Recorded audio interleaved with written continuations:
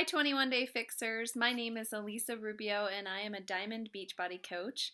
And it's come to my attention that some of you guys who are doing the 21 Day Fix are really struggling to transition from this, classic American diet to the restrictions of your portion containers. And so first I want to just go over a little bit about what the 21 Day Fix meal plan is all about. Everybody knows that the keys to having weight loss and success with your fitness is exercise and nutrition. Support is another pillar of that. If you don't have any support through the 21 Day Fix, be sure and connect with me on www.facebook.com/ELISARUBIORN.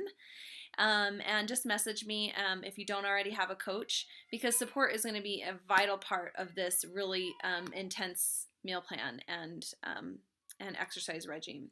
So with the meal plan, the 21 Day Fix, if you are not aware of it or if you're not already on it, is a meal plan that doesn't count calories, it doesn't count points, but what it does give you is it gives you an allotted number of various containers, and each of these containers are color-coded for basically food groups. So you have all these different colored containers, and they help you to portion your food appropriately. So you have yellow, and it's rather intuitive. Yellow is carbohydrates, and you see how small that is. So depending on your current weight, activity level, etc., plug those numbers into the meal plan guide, and it will tell you how many of each of these containers you get each day. And you get to decide when to utilize those containers throughout the day, so long as you don't go over on the containers, and you also make sure to eat the containers that are allotted to you. It's very important to eat all the containers that are allotted to you so that you can get that nutrition in. This is your protein, so a little bit intuitive there with the red color. I like to think of like red meat, although it's better to have lean meats. But and then you have a green container, and that is vegetables. And then a purple container is fruits, and they're about the same size. And then you have the blue container, which is healthy fats. And this is like nuts and some other kind of random, butters and stuff like that. So, cheeses goes in this one too, so that's an important thing to know. And then you also have you get allotted a certain number of teaspoons of healthy fats and oils and stuff like that. So that's kind of the basic rundown of what the 21 Day Fix is. But I know, and I've noticed that a lot of challengers really struggle with that first couple of weeks, and then they kind of get into that perfectionistic mentality of, oh, I can't do this. I can't be perfect at it. And so they just struggle to go from having the all-American diet of, hamburgers, pizza, fries, and, to be stereotypical, and go straight to a healthy diet. And so I know that this is unorthodox. I don't know that it would necessarily be condoned by Beachbody, but it's better than nothing, and it helps you to transition into the 21 Day Fix diet or meal plan. I like to call it a meal plan because diet connotes like a short-term thing, something that's restrictive, but this is a way to transition yourself from the all-American diet into the 21 Day Fix meal plan, and it's done over a 3-week period. Now the 21 Day Fix is intended to be done multiple times in a row. What's great about 21 days is it's short. It's something that you can, you go, I can do this for 3 weeks. I can do anything for 3 weeks, and then by the end of the 3 weeks you get some results, and so you want to go again because you feel success. So the 21 Day Fix is intended to give you that feeling of success quickly. But if you're struggling to switch your diet over that quickly, and it's actually creating this feeling of failure in you, then you might want to try something like I'm about to explain.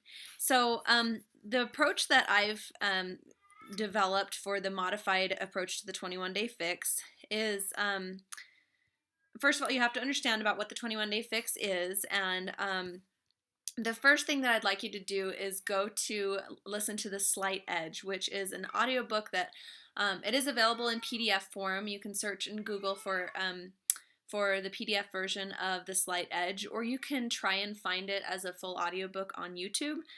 Usually if you search for The Slight Edge full audiobook, then you should come up with something. Don't skip this step. It's so important to understand the concepts that are explained in The Slight Edge in order to have success with this meal plan over time. This is a life change, and you need to understand what is involved in changing your life. And basically the concept behind the slight edge is that you're going to be making small changes every day in your life that add up to big changes over time, and just a slight improvement every day. So that's why it's called the slight edge. But please go listen to the book. It will be the cornerstone of your psychological transformation, which is important in this process. So the first thing I'd like you to do is to calculate, based on the meal plan, how many of each container that you should be eating, and then ignore it. Just kind of put that aside for now. What I'd like you to do for the first week is to not restrict at all what you're eating. You can eat whatever you want. Just make sure that you literally measure the food in the containers, okay? But you can eat from any colors, as many of the different containers as you want, so long as you're measuring no more than, I would say, especially for carbs, no more than 2 containers per meal. Yes, you're going to go over on your allotted carbs, but this is week 1. You're transitioning. The purpose of week 1 is to kind of get a feel for where you're at, okay? So don't limit what you eat at all.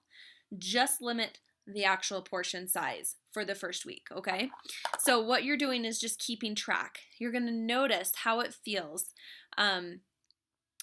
to portion your meals, and notice the feeling of fullness that you get. Pay attention to that, because for once in your life, hopefully you're going to start to recognize the feeling of satiety and the feeling of hunger. I think in our society we get so kind of immune to the feeling of hunger and the feeling of satiety that we just eat based on social cues. So pay attention to how you're feeling as you're doing this. Also notice if your idea of a portion size was significantly bigger than what you're allotted. For example, if you thought a portion size of meat was 1.5 times this, then, pay attention to that. If you thought that a portion size of carbohydrates was 3 times this big, then you just need to pay attention to the difference between what you typically eat and what you're allowing yourself to eat when you limit your portion sizes. But again, you can eat whatever you want for this first week. Now, this is very important. During your first week, you must track what you're eating, okay? So I like to use an app called the 21 Day Fit app. It's not made by Beachbody, and I don't know if it's still available, but there should be at least some kind of app available to track your 21-day fix. So you want to track not necessarily precisely what you're eating, but the number of containers that you're eating, and you're going to go into the negative on some of the containers, particularly these 2, okay, cheeses, and this is what I go into the negative on, carbohydrates. But you're also might notice that you're going to have leftovers of certain containers, vegetables, fruits, proteins, okay? So do track what you're eating, but try not to change your behavior at all for this first week. I mean, if it happens and with no effort whatsoever, that's fine. There's something to be said about just simply tracking what you're eating has an impact on the behaviors that you do. So that's probably not a bad thing. But don't make a concerted effort to change your eating habits, except to restrict the portions to the container sizes. Okay. So you will go into the negative on some of these containers, and you will have leftovers on other containers, and that's okay. Okay, so for week 1, that's okay. Okay, now by Wednesday on week 1, assuming you started on a Monday, reduce the portion to no more than 1 yellow at any given meal, okay? But you can have as many meals as you need to avoid being hungry throughout the day, okay? So just with each time you sit down to eat no more than 1 yellow container, okay? So that's step 2 in week 1 to help kind of transition you into this meal plan. Now, week 2, assuming on Monday, you're going to replace the yellow container foods with the healthier alternative version of the same thing. So, for example, if you were eating white rice in week 1, you're going to switch it for brown rice or quinoa. If you were eating, potatoes, then you might swap it out for sweet potatoes. If you were having regular pasta, you might swap it out for wheat pasta. So just have the healthier version. If you had a flour tortilla, you might swap it out for a high fiber or wheat tortilla. Okay, so just make a better choice, and these decisions will add up. This is why it was so important to listen to the slight edge during week 1. So you can still eat one of each of these at each meal and have as many meals as you want to avoid feeling hungry. Just make sure that you limit each meal to one and that you're now eating the healthier version. So now we've made a few slight changes in our diet. We've reduced the portion size. We have restricted the number of carbohydrate containers to one per day, and we have also swapped out the type of carbohydrates that we're consuming. The brown version of most carbohydrates is going to digest slower and release blood sugars into your blood without spiking as bad. So it's helpful for your transition. So now what you want to do is you're going to average the number of green containers and the number of red containers that you were consuming last week. So you go back and you look at how many you consumed each day, and then you average. Okay, on average, I ate 2 greens and 3 reds, okay? And what you want to do is make a goal to increase your greens and your reds by 1, okay? So if you were eating an average of 2 greens and 3 reds each day, you're going to have a goal to increase this week to 3 greens and 4 reds to try and get your proteins and your vegetables in, okay? And you want to make sure that you get your greens in every day. And you may have to swap a yellow snack for a red one in order to do this. Okay, so on week 3, this week, make sure you don't go over on your allotted purple containers by more than 1. Okay, this is fruits. So the average number of yellows you were eating each day last week, you can reduce the total number of yellows that you want to allow yourself by 1 for the first half of the week. Now, if you're hungry, you can replace one of these with a green or a red. Watch out, babe.